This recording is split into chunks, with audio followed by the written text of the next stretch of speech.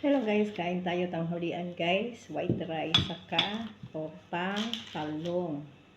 Saka syempre may sasawan tayong toyo with long chili. And pinigaan ko siya ng lemon. Syempre guys, dito tayo nasasarapan kumain kapag nagkakamay. O diba? O kaya ang ginagawa natin, magkamay na tayo guys. Kain tayo guys. Kasi sausaw natin. Harap niya guys. Kasi pagkain Pinoy.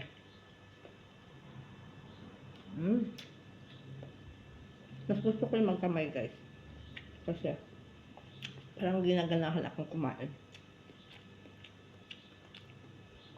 Kaya sausaw natin. White rice. Diba? Malaki akong dalawang talong doon. Hindi naman ginagamit. Kaya niluto ko. Pag hinanap nila, sabihin ko, diba? Ganun lang guys.